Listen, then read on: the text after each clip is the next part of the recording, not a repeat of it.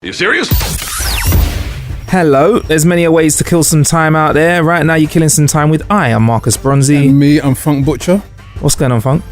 Tired, man. Yeah? Yeah. Actually, wait, before that, you can check out a lot of the stuff we talk about on the show on our website. Yeah. Now, the podcast is called How to Kill an Hour. Is it going to be a surprise if we tell everybody what our actual website is? No. It's howtokillanhour.com. What about on social media, like Twitter? Is it going to be some underscores, forward slashes, full stops and craziness to get to us? No. What is it on Twitter? How would you find us? How to Kill an Hour. Okay, at How to Kill an Hour. Instagram? How to Kill an Hour. Facebook? How to Kill an Hour. Simple. So, get involved, check us out, and check out more shows, read about us. Everything How to Kill an Hour can be found at How to Kill an Hour. In fact, if you Google How to Kill an Hour, we are the top now. Yes. Since we were declassified, because we were classified as porn previously, we didn't hit the top ranks of Google because unless you type in XNXX, not that I would know, you wouldn't get porn delivered on the first page of your search results. Anyway, we've got loads to talk about in today's show. We've been killing some time with some great tech. Yes. We've got some very interesting developments in the technology world to discuss. But before we do that, we like to know how we've killed a bit of time. I'm going to ask you how you killed some time this week, Funk. What have I been doing to kill some time? Aside from looking at some of the amazing future releases from E3 recently, one video that I've been watching online again and again and again. You know when you watch a trailer for a film and you literally watch the trailer continuously until the film arrives and the film is going to be due out in 2038, but you still keep watching it. This is what I'm like with the new trailer for the new Spider-Man game forthcoming on PlayStation 4, and it is absolutely amazing. I'm sure you've seen it yourself. Spider-Man on the PS4, and literally the gameplay trailer that they showed on E3 is literally about 6 minutes long, and the movement, the fluidity, the storyline within it is absolutely crazy. It just harks back to that prediction that I've said, where we're going to get to a stage where actors are going to be like human actors are going to get X'd out, redundant. Do you know what I mean? Because what they can do with the computer these days in terms of the level of realism is unprecedented. I was literally watching it and I thought to myself, this game is so captivating that literally you don't actively need to be playing it. You wouldn't, when you'd sit at your friend's house and they'd be playing the game and you would be itching to kind of grab the control pad off them. You can actively enjoy the experience as a spectator of this game. It is a really, really beautiful production. So I was looking forward to that. What is it you liked about the sort of fluid mechanics of the game and stuff? I mean, I'm a big Spider-Man fan. I'm waiting for the Spider-Man Homecoming film also. And just to see the way that they've translated, because it's always been a little bit tetchy for these computer game companies to translate a superhero into a real working title that everyone can kind of get behind. The only times I've seen any of the Marvel or the DC kind of characters incorporated into computer games successfully is during their fighting games, whether it's Marvel vs. Capcom, which I'm going to go into in a minute, because that's what I downloaded. I downloaded the demo of the new Marvel vs. Capcom game, just following on for the news at E3. But seeing it in a kind of working title, like a adventure, role-playing, kind of Uncharted-esque adventure, free roaming game, like, this is amazing. So I think this is going to be one of their marquee titles for 2018. Really? I believe so. I mean, people were dissing because they were like, that's funny how people always find a way to diss a game. Always. But they kind of forgot the Marvelness of this character. They were like, oh, it's a good game, but heard you can't kill anyone. I was like, Spider-Man he's not known as a killer though, is he? Yeah. He's not a superhero that kills people. No, he's very much Batman-esque in his models. Yeah. He does beat you up quite a fair bit. Yeah. Kind of thing, Yeah. which makes me laugh because there's a scene in the Injustice 2 trailer where Robin says to Batman, "You're okay with life-threatening concussion, but you don't want to kill anyone." Yeah, but the thing is though, coming back from life-threatening concussion is possible. Coming back from death. No. Well, I'm going to say there's a very small margin of people in this world that have come back from death. But let's Yeah, put it like this. yeah. There's been a lot of people around them with some electricity in some pads, Yeah. shouting clear, Yeah. knowing how to do CPR, Yeah. with the world's best medical equipment that brings you back to life. So I'd take a concussion over death any day. So E3's Spider-Man and Marvel vs. Capcom. Yeah. Quickly before we move on, what excites you about this Marvel vs. Capcom game? And what kind of fighting game is it? Because with these fighting games now, some of them are like, it's really weird. We can get like retro style games that are still like Street Fighter 2, Yep. which is spoken about in the show, Yep. or we can get the Injustice style kind of comic book game where Yeah. it's very real. So where are we at with this? And I'm glad you mentioned that because this is kind of like an amalgamation of the two, because what you have is, it's not the most realistic game. Obviously, if you've ever played Marvel vs. Capcom titles, they are OTT, over the top, flashing lights. Yeah. I mean, if you are a sufferer of epilepsy, this don't do it. It's not for you, Don't do man. it. Don't do it. Yeah. Seriously. But in terms of the comparison to Injustice, everyone seems to be on this kind of vibe of incorporating the narrative within to the game. You know, we was playing Injustice 2 where you're watching this amazing storyline unfold and it's like, oh shit, like I've got to play now. Yeah. And they're doing that the same thing with this Marvel vs. Capcom. So you've literally got what did you describe it as? Injustice 2 as? It's like I feel like it's more realistic. I feel like it's a human like representation. Like I feel like when you're playing certain games, like it's manga you're playing. Yeah. And then when you play certain other fighting games, Mortal Kombat probably is one of the more real ones. Yeah. It's human it's human realism. Uses mocap in there. Yeah. There's But motion capture. But I mean, when we played it before, you termed it as an interactive. Yeah. I felt like it was an interactive movie. Yeah, exactly. Yeah. That's what the Marvel vs. Capcom, the new one, the Infinity game is. Literally, the kind of the main baddie in it is Ultron from the films, and they bring together all the characters together. Some of the characters, see them back to back, is obviously strange because obviously some Marvel characters are very human and realistic, and seeing them next to someone like Mega Man, who's very cartoony. They must have struggled to make like Captain Marvel look real. 'Cause he kind of looks like like a Chopper Chops lolly with arms and legs. He's like he's like half Transformer and half Chopper Chops lolly. Well, this is it. So him looking real is very hard. Yeah. I mean, I remember when the first title came out, and I was a bit like, how can you have, I don't know, Spider-Man and next to Chris Redfield from Resident Evil in the same game? They're just two separate worlds, but that's literally kind of, they were trying to cross-pollinate their audiences. Yeah. In terms has it worked? Has it made it happen?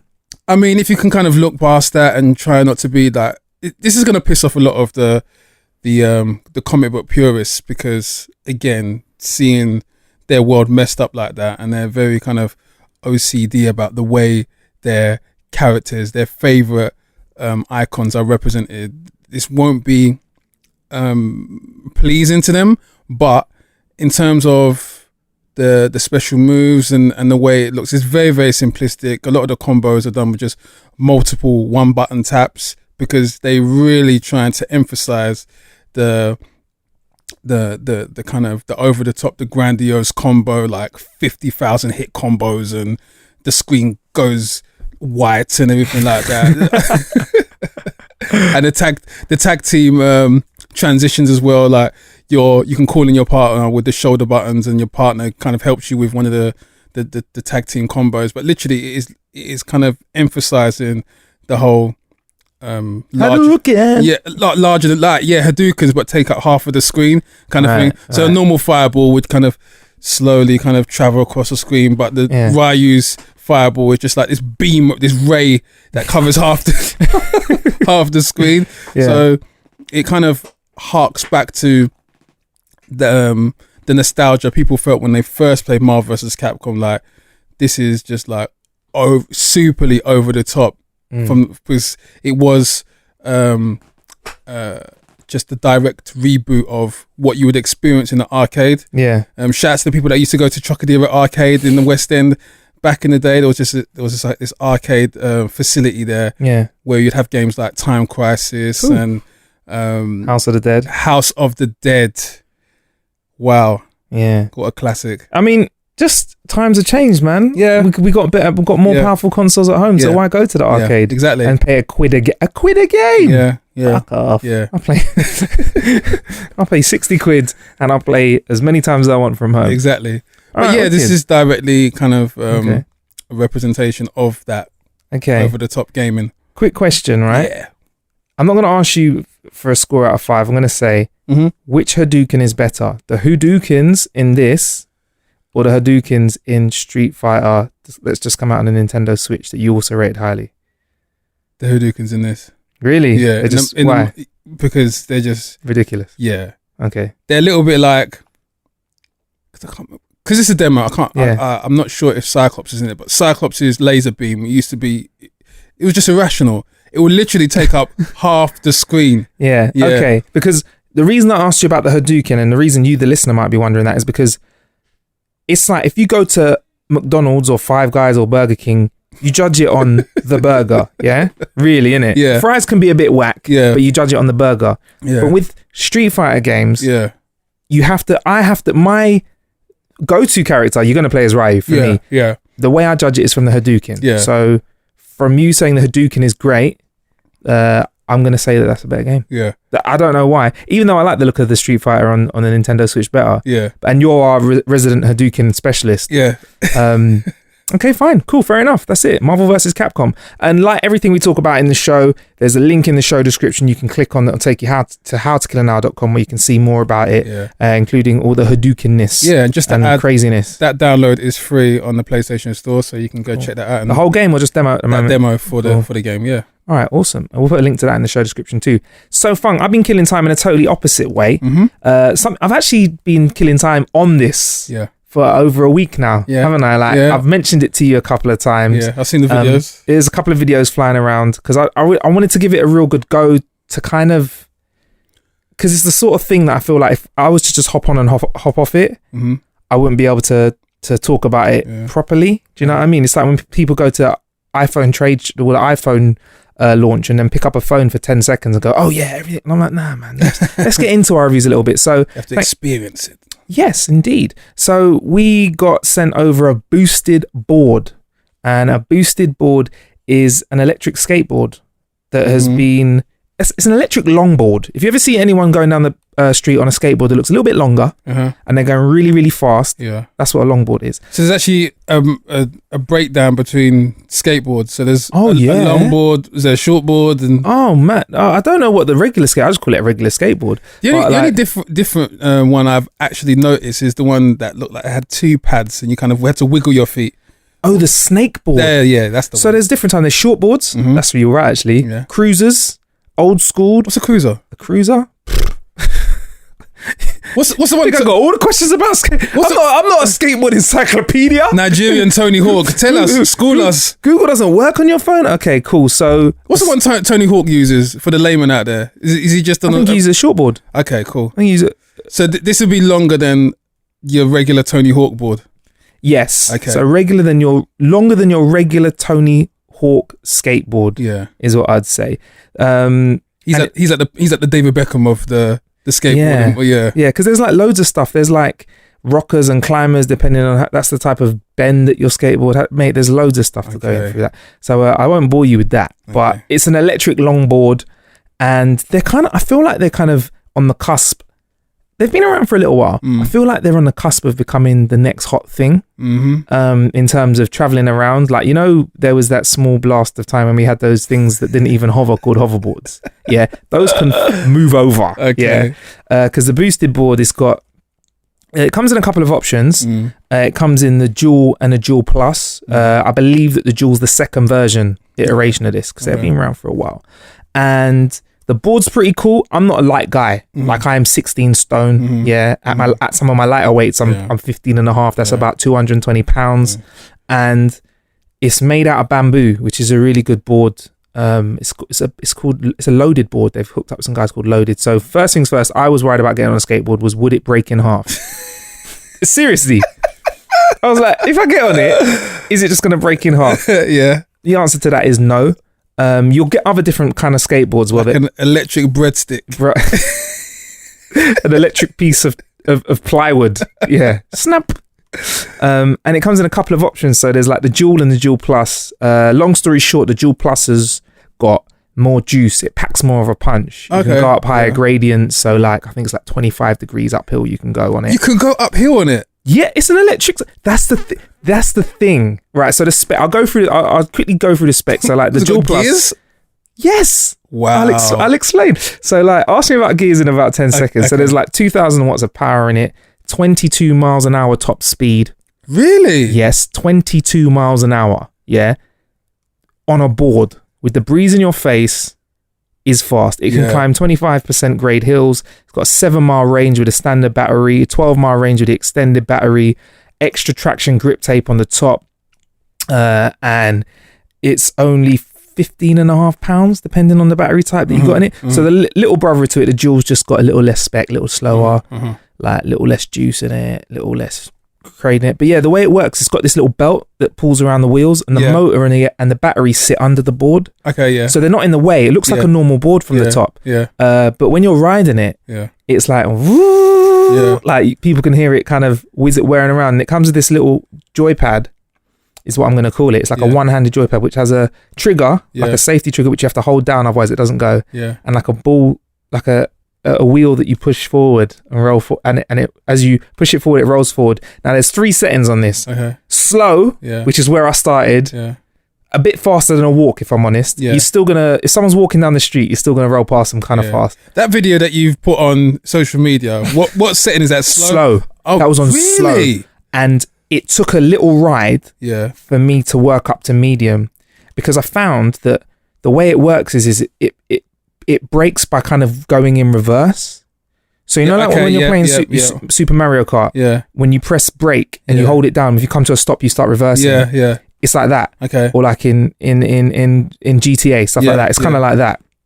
Except obviously I'm not shooting Mac 10s at people and running over hookers after taking a ride on my board. But yeah, so I worked out that when I put it on medium, the braking was a bit better because it's allowing the motor to do more. Yeah. So yeah, like I have put it on fast a couple of times. Really? And yeah, I tried it once when I first got on it, because I'm just looking at your knees now because you're wearing shorts. No bumps or scrapes, so you survived. Nah, I was fine. I will say you should wear safety stuff though, because this is like, it's the cross between a motor. Like for me, it's cross between like a vehicle, because of the 22 miles an hour it can get top speed, and like a skateboard. And coming off a skateboard, you fuck yourself up anyway. So if you've got one that's like electric and it can go even faster, come on, man, just do the right thing and wrap up. So like some of the spec in it, I was like, all right, cool. Like, all right, 7 miles. Can you really get 7 miles out? So I took it for a ride.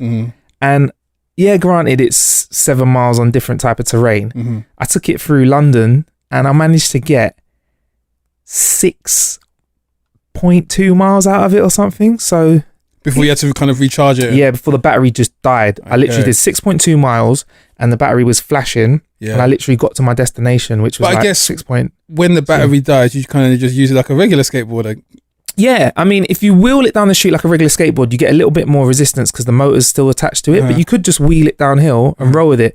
But you could like travel into work and charge it up and ride home again. You just plug it in, put the plug in your back in a little rucksack. But yeah, you can go uphill. That's one of my favorite things, is getting on it, going downhill. No one really pays attention. Yeah. But then it's like when you go uphill, you see drivers going, what the fuck? Some guy was like, oh, you need road tax. But, so that's it, man. Like it's a really, what gets me is that it's not just like a faddy kind of thing. Yeah. Like some of the stuff that we get in the show is great, but I can't see longevity out of it. But this board, like, it's a really good board. It's got good wheels on it. If you care, it's some Kegel wheels. Yeah. But I think they're by Gorilla. Okay. So what is this? Is this some kind of like CIA prototype? Is this out now? It's out. It's out now. It exists. It's here. It's just like, what's the price point? Okay, so it's 2 versions of it, right? Yeah. In dollars, because it's approximately the same in pounds now, pretty much when you work out exchange, a little bit less. Cheers, it's $1,300 for the dual and $1,500 for the dual plus. Okay. So it's a lot, but you're paying for quality. I don't think that's a lot considering how much skateboards are, like a real proper Exactly. I mean, yeah, it's not gonna be the same as if you got a little crispy, £20 skateboard. But then that's the kind of skateboard that would break when I stand on it. Well, one that has broken when I've stood on it has been like that. But this is like I feel like it's less of a play thing, but more of a thing. Like in London, the roads are not the smoothest. Yeah. So I feel like there's going to be a bit more wear and tear on the tires on this. But I will say the average commute for somebody, or their walking commute, has got to be made a lot easier by using something like this. What's the legalities on skateboarding in the City of London? Because is it a pavement thing? Is it a road thing? Like, where are you positioned? For me personally, I'm a little bit slower on the pavement. Okay. Now, there's people out there that do ride on the roads. I've seen it online. I'm just not that kind of guy. I think I kind of got to an age in my life where I realized it's going to take a while for a broken bone to heal if a nutter driver pulls out on me, because I feel like the roads are dangerous because of other people, not just me. But I mean, I'm aware that in this country, you are not allowed to ride on the pavement with a bicycle. Yes. But does that? I'm not I think too it's much. a grey area for this. Yeah. Okay. I think unless there's like a huge sweeping wave of people riding them all over the place, like there were with the hover. I fucking hate calling them hoverboards. Segways, unless there's a huge sweeping wave, I don't think it's going to be a case where the government steps in. Okay. And I feel like with this price point, people that get it aren't just going to be stupid with it. Does that make sense? Like if it was like a $100 board, I reckon you just have kids, like getting them from their parents, riding them around. But that's a good point. Yeah, man. Well, like, I was just very conscious of the power. I think this is the first time in my life I've been responsible. It's the first time I've been responsible. Like, in terms of like thinking, I just don't want to go mad with it, because you can. Like, the power's ridiculous. 22 miles an hour. Marty McFly. I could have time traveled. I could have done what the Flash done in Injustice 2. I could have traveled so fast that I go into an alternate universe. Go to the back of a car. Exactly. Yeah.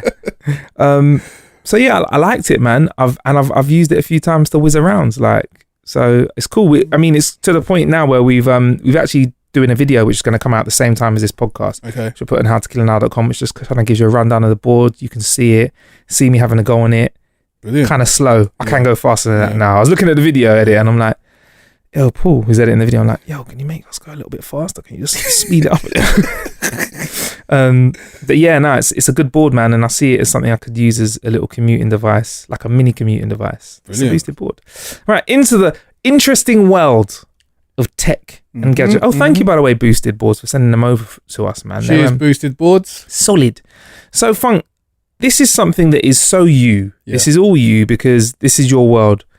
Twitter. Me. Its redesign. It has been a few few weeks since this has happened, but Twitter's looking different. Can you talk me through it, please? Because at the same time, remember, I switched to another phone because I was testing it out for the show. So I was testing out a new BlackBerry. So I presume that was just how Twitter looked. So when I came back to my own phone last week, I was like, what the hell? So what the hell's gone on with Twitter, Funk? What they've done is obviously they changed the layout once again. They've got 4 icons at the bottom.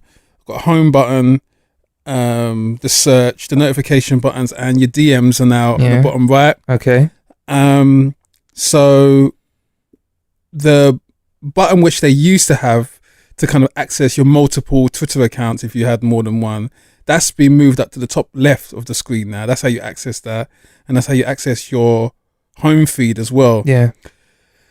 I don't know why they keep doing this. I don't know if this is the way of kind of trying to rebrand the wheel and try to fool people as oh yeah, it's different.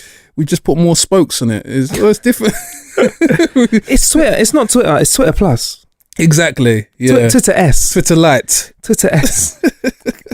Twitter with less sugar. So I mean, I can't understand the thinking behind it. When you play around with the kind of the face of something, the whole impetus, I would believe, is to kind of add something new or take something away. But Yeah. I can't see anything's missing. They haven't added any more characters in the tweets, apart from obviously the look of the. I'm just really struggling to find out. You know, this feels like those sections you used to get in the newspapers and the magazines of the spot what's missing, and you're looking closely at the two images to see, like, okay, they've has both the Dalmatian got 98 dots? exactly. They both Yeah. got glasses on. Yeah, it's literally it's so it's getting a bit annoying now. So for now, you're saying there's all this change. I mean, there's I don't know. So you feel like there's not much difference then? I think Do you feel it looks better? I didn't really have an issue with the one before. At first glance, I can see that there's probably a lot more heavier content on the kind of the magnifying glass, which kind of links you to the news section, which is kind of what they wanted to kind of push. Because I feel like a lot of people are waking up in the morning, rather than going to the notifications, they're hitting that second icon and taking them to the news kind of thing. And So you think that's what they want people to be doing? yeah, I think they want to strengthen their audience into that. They want to funnel it into that whole news segment, because Twitter breaking news is probably the fastest news publication, media organization out there that isn't owned by Rupert Murdoch for now. For now, yes. Exactly. All right then. Well, okay. So moving forward, Twitter's made a few changes, but it's not ruined your Twitter experience. Can you still get on there and troll? I mean, tweet whenever you want to. Yeah, of course. When there's a Okay. will, there's a way. All right then, fair enough. So don't worry. Twitter's still here and it's with us. Speaking of using the internet in a sinister way, Mm-hmm. there's the dark web out there. We all know about the dark web. It is an ungoverned part of the web. Yeah, You know, like how there's in every city there's downtown. yeah, Yeah, you know, you go downtown. yeah, There's a little area where stuff goes on that we all know shouldn't be happening. yeah. But the it last happens. stop on the subway, Oh yes, you know what I mean. The end of the line. the end of the line. There's that part of the internet, the dark web. Now we all know people can buy illicit items, you know, sex, guns, assassinations apparently. Yeah, But one common thing that flies around on the dark web is people's details, their personal details. Now we've got this information from GetKeeper, a company that actually supports people having passwords. It's a password protection device, so quite interesting they've passed this information out. But people's details get sold out there. Fact of life. Online fraud's a thing. But I want to ask you, I want to give you a quick quiz. I want to ask you how much you think specific details are worth on the dark web in pounds. Yeah. So imagine you want to buy some details to use them. For example, a Netflix password and login. How much do you think that would be on the dark web?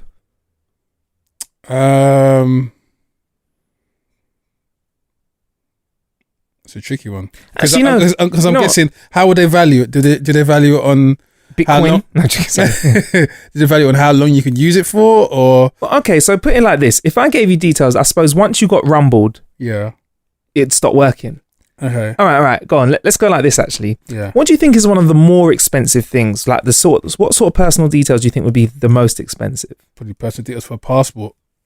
Yeah, close. There's something that's really weird. That ranks a bit higher. Okay, That's well, bank account details, obviously. a bit higher than that. Higher than bank account details and passport. Very personal information that you're not legally allowed to discuss. You're not legally allowed to discuss with anyone else. That's my little clue. So if you tell one person certain details about you, they are not allowed to share them with others. Okay, medical information. Yeah. Apparently, £800 for a complete medical record. £800 for a complete medical record. And that's so people are paying more for medical records than they are. Yeah. It's weird. And This has got to be something to do with with what you can do with the medical information, I guess. I think in America, maybe you might be able to do a lot Traffic more. organs. Yeah, you can. I don't know. Organ information. I don't know. Is that the sort of information you can use to set up? I don't know. Like, I don't understand why. If you know, please let us know. Yeah.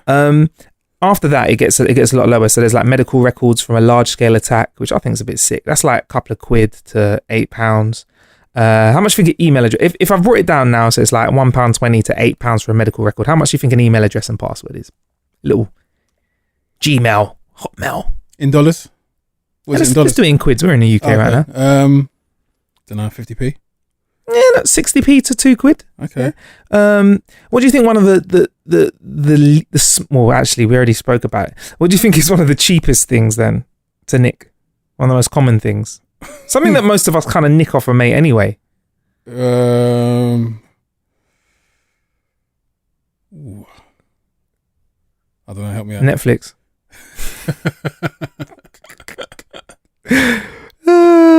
I don't know why you'd go on the dark web and buy Netflix password. Where's Wi-Fi in that list? What? Wi-Fi passwords. You can hack that for free. Exactly. Surely. That's got to be cheap as well. That's got to be 10p. Yeah, but a bit more information about hackers. £32 an hour is what they make on average. Not bad. Yeah, better than the minimum wage here. Yeah, I mean that's a career. Yeah, that's a career. Interesting. PayPal credentials are £1.20. A Hulu account and a Spotify account are £2.20. Very interesting. It's interesting that people nick Spotify accounts because I feel like people are so used to internet being free. Yeah. That to pay for anything, they're like. Ugh.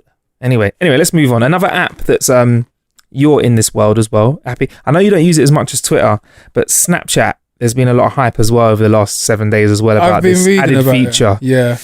Can we please discuss, From what I heard, obviously I'm not a big user of Snapchat, that they have, on a most recent update, incorporated a location finder for its users. So I'm not sure how detailed and specific it is because, you know, when you use your iPhone, you take a picture on your iPhone and you go to the camera roll, it shows you where geographically you took the pictures and the videos. Yeah. They've got people for crimes with that, you know. Really? Yeah, because of that information that's ingrained into the picture. Oh wow. Yeah. And you can't get rid of it, can you? Nope. Interesting. So wait, where there's a will, there's a way, probably, but it's like a layman like me or you, you wouldn't know how to get it out. But it seems a bit like when Instagram first did its update and it had the automatic settings on its, but you could switch them off. I turned that off. Yeah, but is there an off switch on this Snapchat update? I don't have my location services on 90% of the time. Okay. They're on when I need them. Yeah. And when I have them on, I'm on the move. Okay. I'm not static. Okay. I'm not sitting there letting the world watch me, know where I'm at. Jeez. So how detailed? I guess it just goes down to a city though. It doesn't. So it's very detailed because they bought an app called Zenly for about 250 to 250 mil. Yeah. And Zenly allowed you to find out what your friends were doing. So like this isn't new and not robust. They've bought a company who can do this. So you can see pretty good detail. Like you can see, like I'll do it right now. Let's do some live Snapchat mapping. Like, let me go. I mean, there's a big difference between you Snapchatting and it's showing your location in London as opposed to you Snapchatting and it's showing your location in the John Smith Road. Yeah, Tottenham Court Road in the heart of central London. I mean, how? Oh, who can see my location on the ghost map? You can choose only me, ghost mode, your friends, or select friends. Okay. I'm in ghost mode right now, boy. And you can actually add little. So yeah, it's well, Funk. It's down to the place. It's very tight. There's somebody in Hyde Park right now. Really? Yeah, and I can see exactly where in Hyde Park they are. Let's see where I am. Let's see if it looks like you can see the road. Yeah, it's pretty much to the road. Really? Yeah.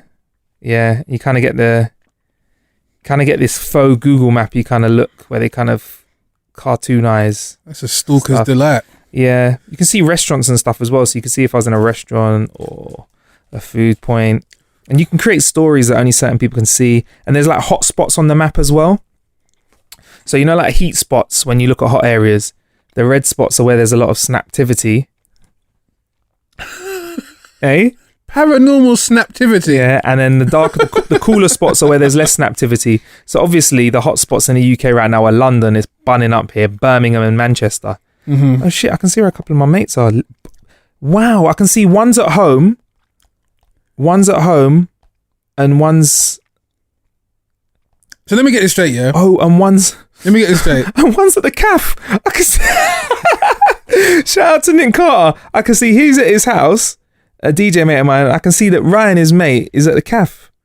So how does it... Shit. Do I have to be on Snapchat for you to find my location, or do I have to snap for you to find my location? I think if the app's working in the background using your location services, then you should be findable. So can Depends you find on your me? settings. Are you on, have you got Open Snap though, and have you put it on? Let me see. Let me open Snapchat now. Just do a live experiment. Let's ask these questions. These questions need answering. Okay, I've just opened Snapchat. Haven't taken a snap at all. Yeah. Right. Are your location services on? And have you put on ghost mode? Basically, you go to that screen where you'd usually... Cause Funk doesn't use Snap a lot. He's a Twitter martial artist. But you just go to your main page where you open a snap, where you're going to make a snap and then like pinch out, and it opens the maps. If you're bored now, feel free to press plus 15 seconds a few times. So let me check this out. There's a lot of snapping at Buckingham Palace today. This is ridiculous. This is ridiculous. Thorpe Park's busy today as well. Jeez. Okay, yeah. So my location settings are on. Yeah. So can you see me on there? All right. Let me come out of it and then go back in again because obviously, man, like Funk has just hopped in. Can't see you at the moment, but I don't know. I don't know, Funk. I don't know what your settings are. You on ghost mode or everyone can see you? So how do I do that? Okay. When you first went into it, it should say, "Do you want to be on ghost mode?" No, that didn't come up. Oh, click on yourself and click on settings. Like, find yourself on the map. Do you find yourself? Anyway, you're safe, Funk, then. You're safe. Yeah. I'm just saying, what do you think this is going to do to the world of Snap? Is this going to just be another thing that people are going to be like, oh, for fuck's sake? I would like to get a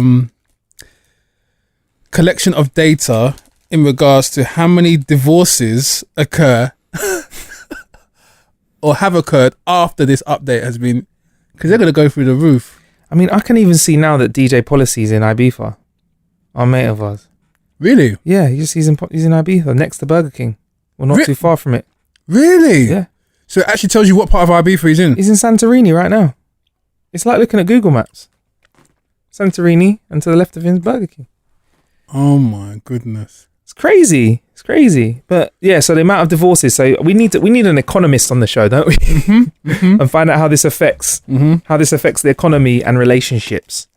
But I mean, this is going to take stalking to a whole new level. Yeah. Where you at? Just chilling. Oh, really, motherfucker? Mm-hmm. Snap Maps says that your snaptivity is not occurring near your house.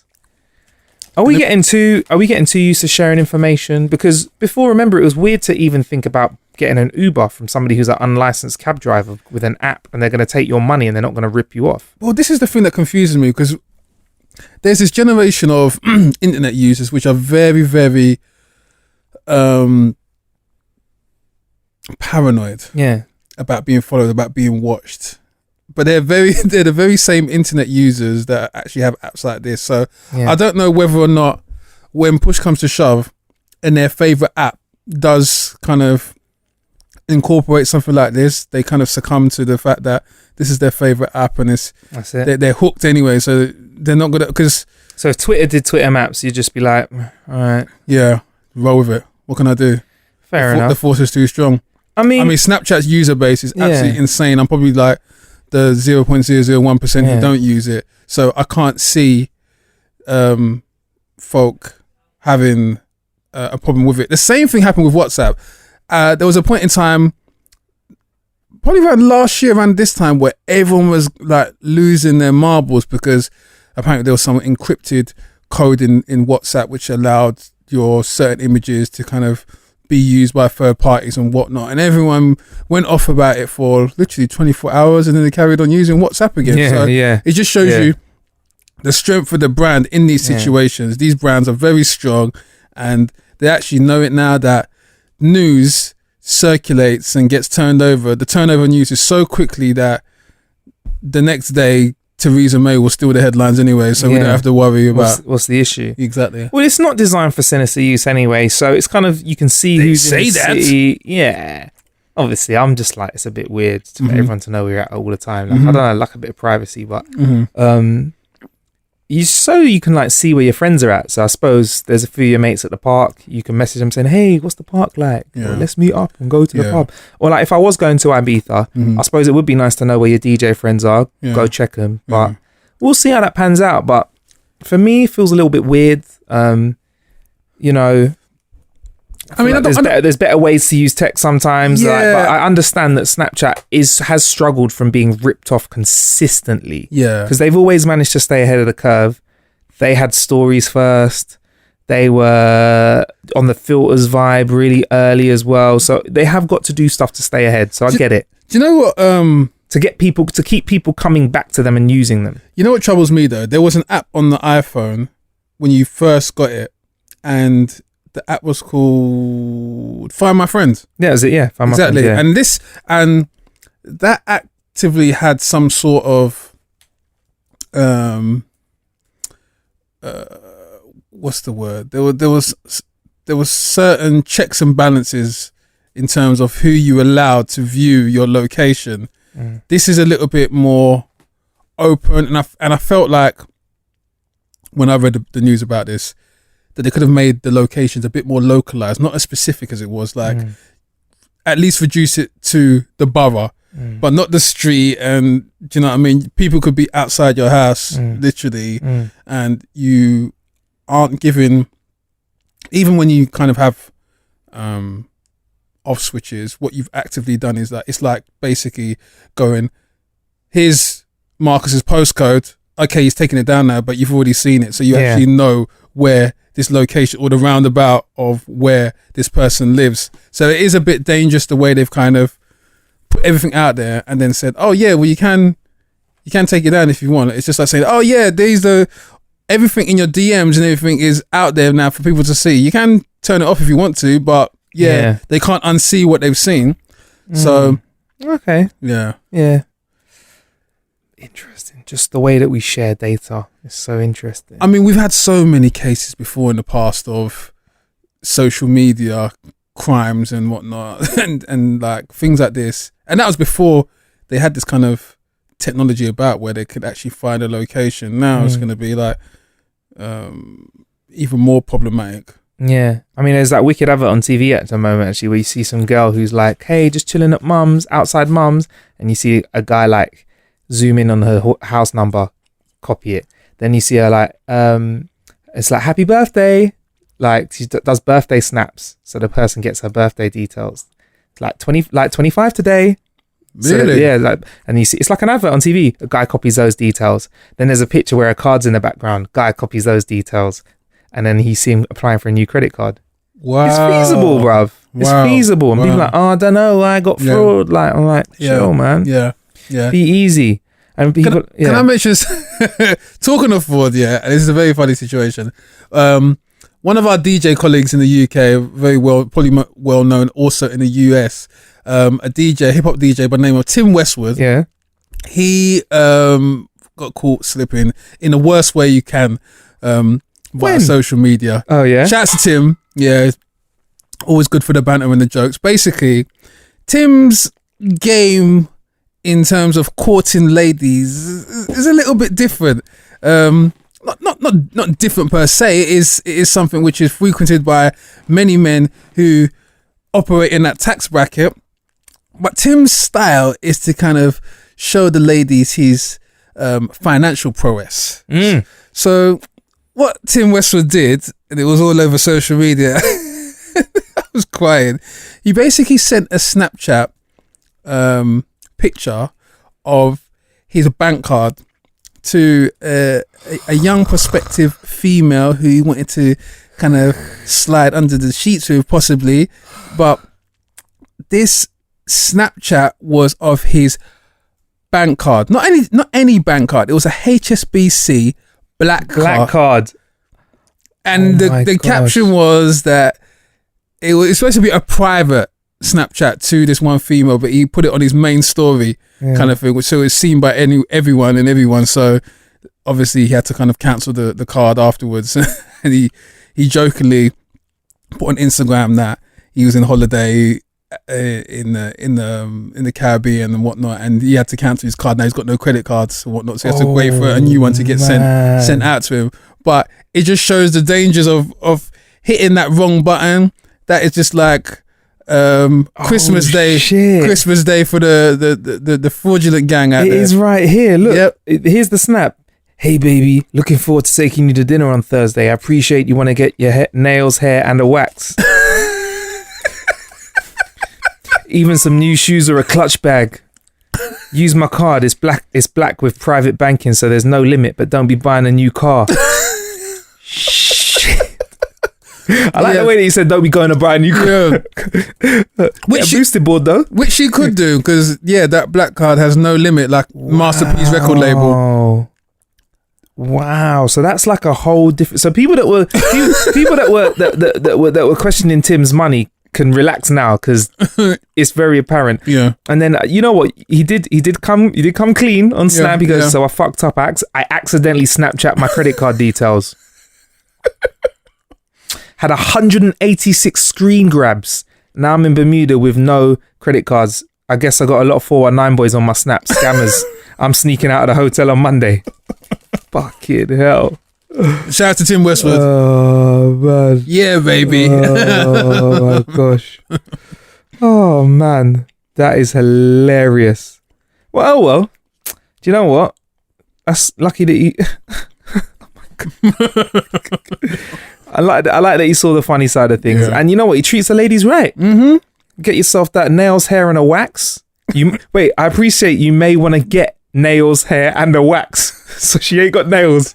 And this is how I know Tim knows his ladies. She might not have any hair.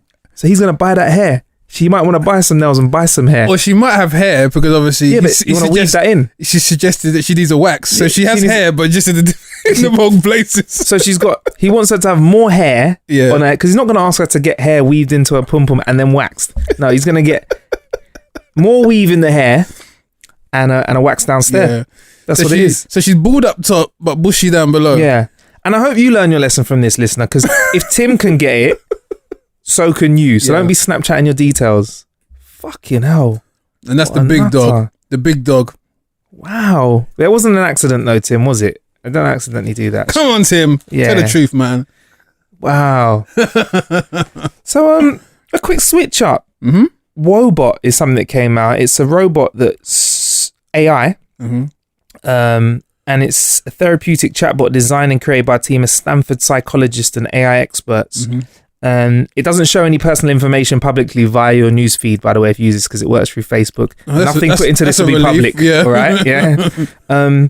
And it's this session because there's been a big discussion about mental health Mm-hmm. and the use of social media, Mm-hmm. because I think we're in very privileged positions because we've been around before social media Mm-hmm.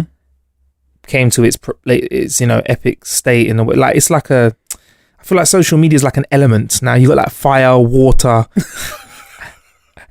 and social media. It's just a part of the world now. Yeah. Let's get Bruce Willis, Mila Jovovich, and redo the Fifth element. Yeah, It's the sixth element. The sixth element. It's the sixth element now. Yeah.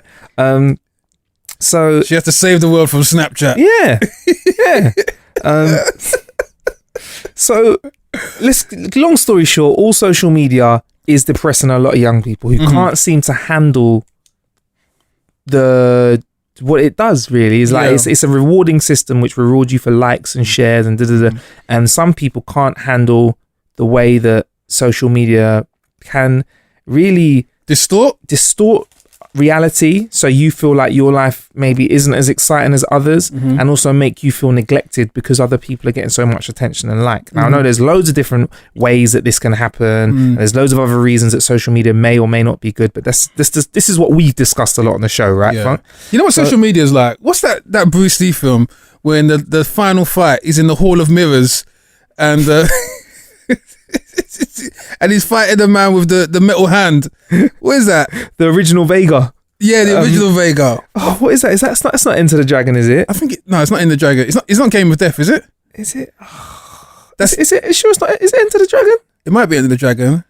I think it might be Enter the Dragon. Anyway, that's what it's like. That final scene, that's what social media is like. You're in a hall of mirrors, but the new generation, they can't differentiate what is the real image of themselves and the distorted image, but they're trapped in there. Yeah, and so they punch the mirror and cut themselves on the glass. So somebody's decided somebody's decided to bounce back and say, how can we use social media to change that? And it's something called Wobot, it's a chatbot. And you sign up to it literally via Facebook. You just search for Wobot, and you talk to it in your messenger. Now it's not a person. I actually signed up for it to have a go because I thought, fuck it, let's do it. Free for 14 sessions. I'll take 14 sessions, and then you can pay weekly for it to continue. And it kind of uses, I feel like it uses cognitive behavioral therapy. So it kind of asks you to share how you feel and reflects on you, and maybe kind of just discusses the way that you feel and why you may be feeling it and ways to get around that. And I'm looking at you and my eyes just glazed over because I'm actually absorbing what you're selling to me, the concept.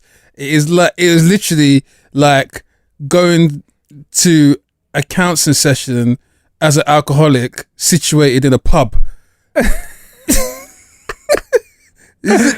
So people with mental health issues rooted in social media are now using an artificial intelligent robot situated on social media to help them with their problems.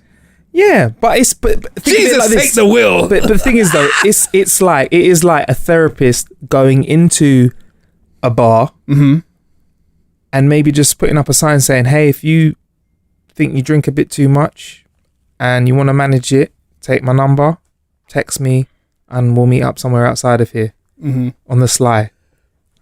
Do you know what I mean? Okay, I can dig it. Do you get what I'm saying? Or that's how I feel it is. It's kind of like, it's not designed to say, I'll bring you. It's like kind of saying, well, if that's where you're going to be, that's where the help needs to go. Sometimes I feel like the help needs to go to where the issue is. Do you know what I mean? Like it's kind of like, you know, if there's a youth crime culture saying, oh, it's all right, we'll just have a club up the road. Everyone, nah, you got to go in there and get people to go in, get in the mix and in certain situations. So it's good because it's free, because if you can't afford a therapist, it's pretty cool. And $12 for a month or $39. No, $12 a week, $39 a month or $312 a year. It's a lot cheaper than a real therapist. They're trialing it at Stanford at the moment. And they found that students aged 18 to 28 showed reductions in anxiety and depression when they used Wobot for 2 weeks. There's loads of information about what it does, but I'll kind of tell you how it works. It asks you how you feel. It asks you to say... That's a good start. It tells you how it feels. I'm great. How are you? Yeah. It asks you how you feel. So you describe how you feel, energy levels... descriptive words, but because it's a chatbot, it kind of has set replies because you can't say anything to it because it's not that clever. It's not as clever as humans to understand every single conceivable kind of mixture of words. Is it as clever as Siri? It's much cleverer than Siri. Okay, but it's designed specifically for one purpose, whereas Siri, you could say, what's the weather today, find me a film. This is only going to help you out with situations that are based around sort of your mental health and how you are. And after using it for a week, I found that it actually took information that I put into it and showed you graphs of like your energy levels. So I was like always using it at night. So I was like, to be fair, energy levels are low. I've had a long day, chilled. And it said your energy levels have been low in these points of the week. And I asked you how you feel and shows you different ways of thinking. For example, and it doesn't do it like this, but for example, which of these sentences is the most negative sentence? I'm tired and I'm worried about my interview today, or oh, I'm never going to get any other job in the world. Do you know what I mean? And it goes, obviously, yeah, the second sentence is the most is the most negative one, and this is why. Here's how to think about things in a way, and sometimes you can project negative thoughts which affect you, blah blah blah. And I feel like it's a nice touch. I feel like it's a really, really nice touch. Woebot is free. There's links to it in howtokillnow.com. If you're generally feeling a little bit down, try it. Bear in mind, this is not a real person. Yeah. It's not a replacement for therapy, but it's a nice thing for you to attempt. Yeah. And I know me and Funk have had a laugh about it and stuff like that, but I mean, it's good, man. I feel like it's there. It's there for people. And I tried it. And go on. Yeah, and I mean, my laughing is purely on a surface level. I think it's very fascinating. It actually touches on an article that me, you, and Billy kind of glanced over in the week. Yes. So this article it was kind of going to kind of not approach it, but this kind of definitely ties in with the whole Woebot situation. This article printed in the Harvard Business Review on June the 19th, and it basically says, the title of the article written by Ed Hess is, in the AI age, being smart will mean something completely different. And a lot of people thinking, what do you mean? And basically, when you think about the concept of smart and intelligence and how you measure your IQ, it is based on a series of uniform tests, which are kind of, there's a general consensus around the world. If you look at institutions like Mensa and so forth, or just general intelligence quotas, everyone understands that if you go to China, or if you go to Japan, or if you go to Brazil, or go to South Africa, Ghana, Nigeria, wherever, and you say to someone, this person is disintelligent, and you back that up with their IQ level, it is generally expected that everyone understands the parameters when you kind of begin to break things down. Now, what they're saying is that in the age of AI, that's going to completely change, because AI cannot be beaten.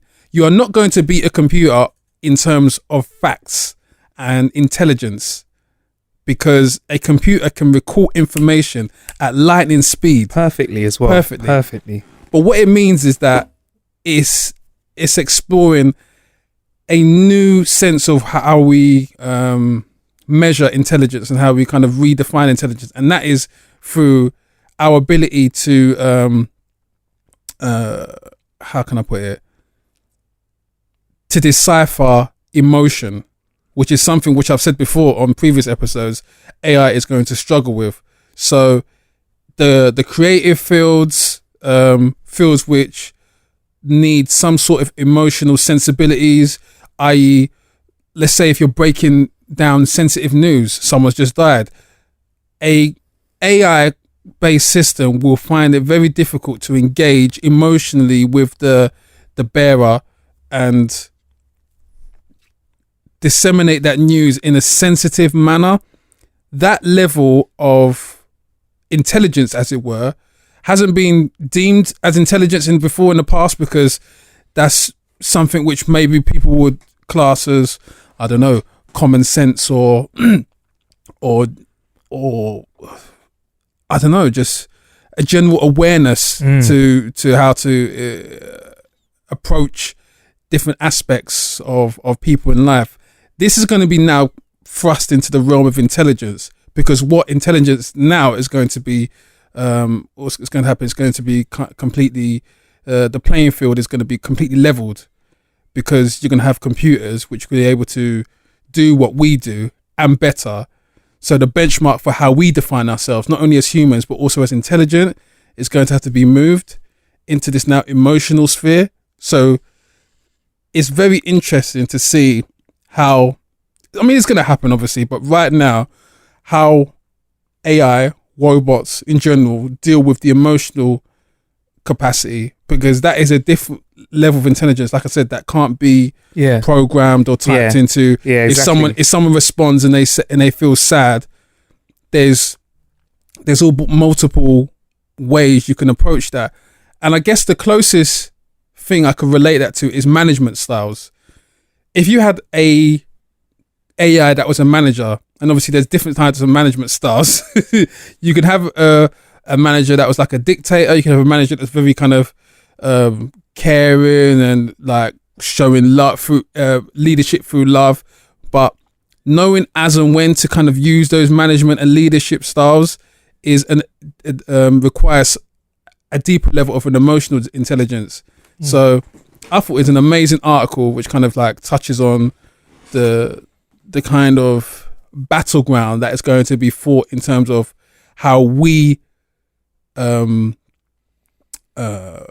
lobby for our sense of worth in the workplace, in the economical environment, against machines who can do everything we can do but better. And it's not just the way their thinking capacity. Obviously, there's going to be robot athletes soon as well that can probably run faster than us, and there's robot machines that can lift heavier things than us. So we're literally scraping the barrel as to our sense of worth in the world that we've created, because we've created something which can obviously do things to such a high degree, it's actually making us redundant. Yeah. So, but do you think then this could be a bit weird, but is this why we're getting fame from people that can connect emotionally through comedy on YouTube? Do you think that's why YouTubers are so big now? Is that like is that because you couldn't get a computer that's as funny? That is very interesting. As a YouTube, like, do you know what I mean? Yeah. Or you couldn't get conversation like this with a computer at the moment. No. So is this why mediums like this and this sort of content is doing so well, even though we have access to loads of information we could be turning to books all the time, and we are reading a lot more. Don't get me wrong. Yeah. But I think you touched on something very, very, very important there. For me, as a young-ish man, I feel like my ability to be impressed by someone who can kind of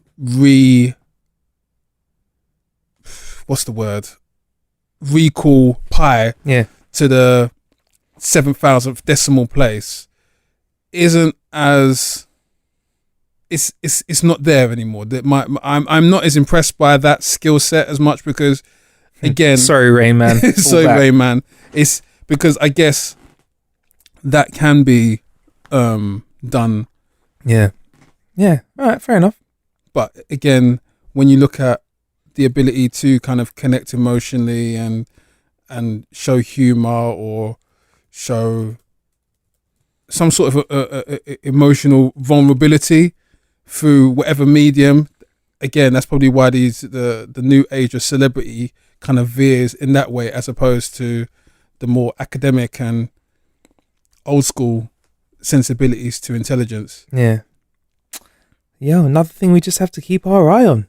You know what I mean? It's what we do here at How to Kill an Hour. We'll let you know as soon as robots can talk emotionally and get down with us. But yeah, I suppose that's why things like robot work in a limited capacity. Interesting. Anyway, so Microsoft HoloLens isn't out yet, and it's not virtual reality. It's mixed reality. It's a device that you wear. You can see the world, but you can also use computer functions that do emails. You can watch things. You can have things appearing out of things that are in front of you. It's kind of like apparently being on mushrooms. But somebody called Abhishek Singh has shown what can be done with mixed reality. He recreated Super Mario, the first level. Yes, Super Mario. He recreated it in real life. So was it appropriate to play Super Mario music? But so he created real life Super Mario. So there's a video of him literally just walking down the street playing Super Mario. He has to jump up, and he has to sort of jump on things to kill them. It was kind of just like, it was very interesting. You can fire fireballs like the Mario that has the white dungarees on. Yeah, he can fire fireballs. Yeah. So literally, he's like, you know. And it's augmented reality. Yes, augmented reality. So he's playing Mario in real life. What are your thoughts on sort of augmented reality or mixed reality games where you actually have to go outside and run around while playing them. Well, obviously we saw the the pandemonium which kind of took over not just this country, the world with Pokemon Go. Yeah. And that was one crazy and a half. Yeah. It was over as quickly as it started. Yeah. But it just showed that this is the best capacity to get people active and out their houses, because it engaged everyone, young and small, in kind of active pursuits. This is the best use of AR I've seen in a very, very long time. And obviously to see that the level that he's got it at as an independent developer, imagine if they put a few more Mario coins behind it and cranked up a notch. I mean, this is a great idea if you're by yourself at the park on a quiet day. Yeah. Imagine if everybody is playing Mario. Because when everybody was going to find a Charizard, in Central Park in New York, it was like insane. You know the thing with this though, obviously you have to be a lot more active with this AR rendition of the Nintendo game. What a sick workout this would be. Exactly, because you didn't have to jump and do all the madness that you have to do in this Super Mario game that you did in Pokemon Go. Yeah. Pokemon Go, you just literally look for whatever it is and it will just pop up and then you throw something. At the most, you just had to use a throw-in movement with your arms. This Mario game, you have to jump up, like you have to hit the brick wall, the brick above you to get the mushroom.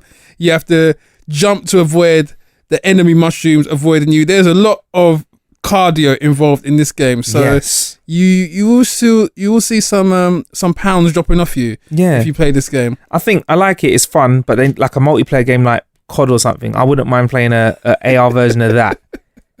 Where you're running around the park. Like, do you know what? Go. You know what's quite troubling?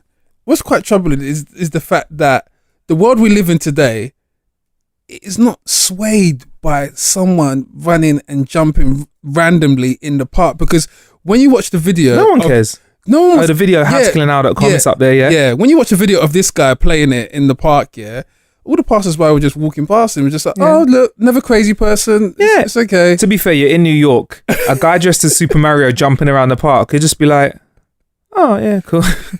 There's only where else would he be? If he was in LA, he'd probably be he'd blend in. Yeah. He'd look like, Mario, whatever. Yeah.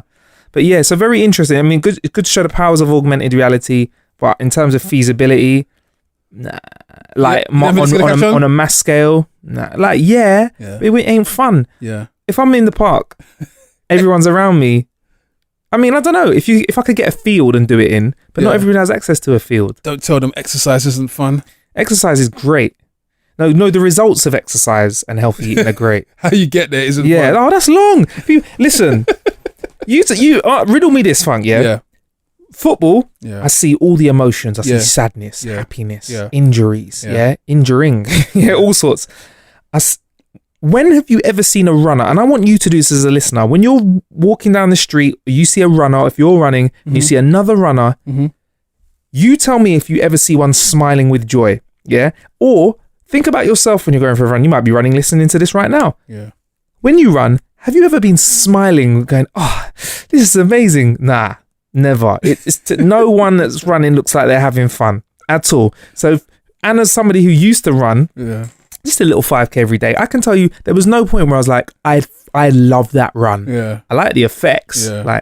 Like I like the effects of eating healthy, but you can't tell me that a burger and chips isn't delicious. Yeah.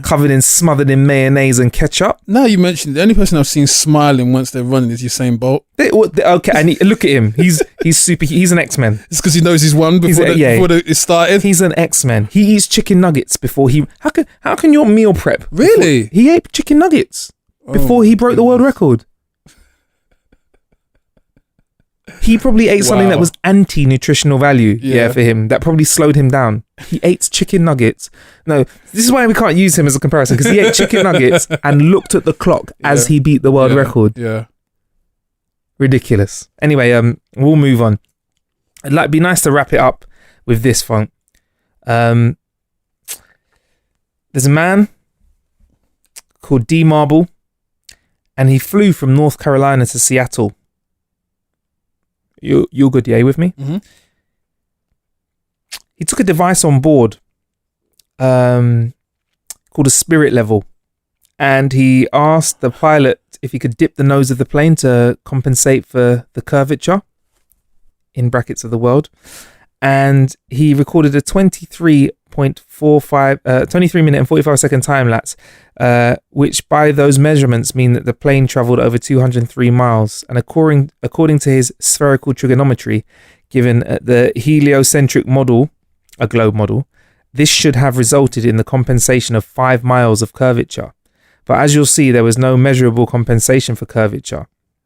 So basically, I can give you some more gibberish if you want before I get to the summary. Would you like that? A little bit more sciencey gibberish? Most importantly, bodies of water, i.e. puddles, ponds, lakes, rivers, oceans, do not curve into a sphere. Droplets, yes. Oceans, no. The Earth is composed of 70% water. Other than waves and other ripples, the surface of that water generally lays flat. Therefore, the Earth is flat. I knew we was getting there. I knew it. Once a year, we need someone to do this. So, the Earth is flat, Funk. Based on this guy who sounds like a West Coast battle rapper. What's his name? D Barnes? D Marble. D Marble. Yeah. Taking the spirit level, the most technically advanced and astute piece of DIY equipment onto a plane. I think Einstein did use a spirit level. Really? Yeah. So did the Nutty Professor. I'm sure he did. And so did Robin Williams in Flubber. He used a spirit level. But they didn't add that Einstein used a spirit level to do his patio. Not in his laboratory. So Isaac Newton probably used a spirit level as well. So, right. Bruv, what is it? Why is it a thing for people so much as well? Why would you cause a conspiracy? Why would we want, if the world was flat, why would we want people to think it was round? I mean, this is a 2017 trend. Yeah. And it absolutely annoys me because even when people are provided with hard, concrete facts that they can't ignore. I mean, the most easiest one I would say is that if the world was flat, if you was to fly like whichever way you kind of look at it, left from Los Angeles towards Japan, let's say, then obviously it wouldn't be the same distance of time as if you flew right from Los Angeles to Japan, which means that there is a joining point as to the spherical nature of the Earth. You're always met with like the responses I've had to that are just like, the best arguments are the ones that say, yeah, but those hard facts, how do you know that they're hard facts? I'm like, oh, bro. The worst one I had when I had a thread on my wall, I think you remember, on my Facebook wall, and it went on. I actually didn't think it would go on that long, but it turned out to be one of my longest threads that I've had on my own personal Facebook wall, and it kind of exposed the division of thought and opinion in regards to this subject. And literally people were coming up with things like, how do you know the pictures of the world from NASA are real? Like, they're NASA's pictures. We haven't seen the Earth. We haven't seen the moon. How do you know? It's just like, you literally get sucked into this nonsensical argument, because it is nonsensical, because there is so much scientific law out there to Marcus is creasing up. I love it. There's so much scientific law out there to prove the spherical nature of the globe. I mean, just things from tides to the orbit to seasonal change and whatnot. You can go on and on and on, just on a weather capacity that gets thrown all out. And I think it gets thrown out at the time when, if my memory serves it correct, I think a famous basketball player kind of started this all off again. Yeah. And then since then, it has to be some celeb starting this. Yeah, every single time. But I mean, I get it. People wanna question stuff, but I'm just like, at the same time, I'm like, aren't there better things to question, like global warming or what else is there? Well, people don't believe global warming is real either. Well, people, the president of the United States thinks it's what did he say? It's like a just like a hoax or something. Not a hoax, like a conspiracy theory. Yeah. But that is an interesting one. I would love to talk more on that. But whether it is. We need, you know what we need? We need like a physicist on the show, don't we? Yeah. Or maybe we should put a poll up on How to Kill an Hour. Is the world flat? Yeah.